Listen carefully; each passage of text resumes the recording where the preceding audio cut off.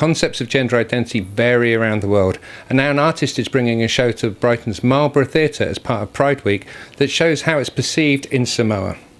So Sani, can you tell us a little bit about the show? The show is called Kava Girls, and it's about 3 understudies in the West End. One of them is a Samoan transgender, or a whakawhawhinge from Samoa. She comes to London to find her fame and fortune, and she discovers a lot of different things about herself.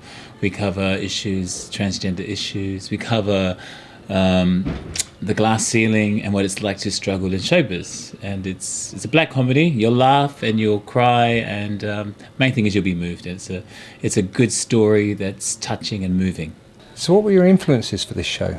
Well, there's a lot of... my background is in opera and music theatre, so obviously that's where, because I wrote it, that's where my influences come from, and the Pacific. So there's a lot of Samoan references, but also growing up in the church, singing choir music, listening to Whitney Houston and, Shaka Khan. So there's a bit of R&B, music theatre, and choral singing, choral arrangements. But it's just a really good story. 3 stories about 3 very different women. So how are transgender people actually perceived in Samoan society? Well, we have a concept called the whakawhawhinge, and that means in the manner of a woman. So a male will be raised as to do all the female duties as well as the male duties, and they end up living like a woman, dressing in female attire. But they're cisgender, so they agree with their biological gifts, but they live as a female. So every Samoan pretty much knows a whakawhawhinge. It's going to be your brother or your uncle or a distant cousin, so they're around all the time. We're around all the time.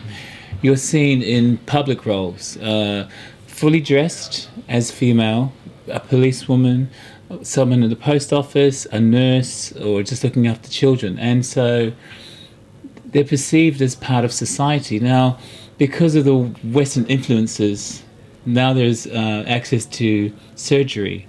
So the concept of whakawhawhinge is developing, that's a one word of looking at it, or changing. And along with that comes everything else. So from the outset, as a bottom line, the whakawhawhinge is accepted. And what's it mean to you to actually be performing as part of Brighton Pride Week? For me, being part of Brighton Pride, being any pride, is obviously uplifting, and it's important to... visibility is an overused word, isn't it? But it's important to still be in the forefront of people's minds, to make it...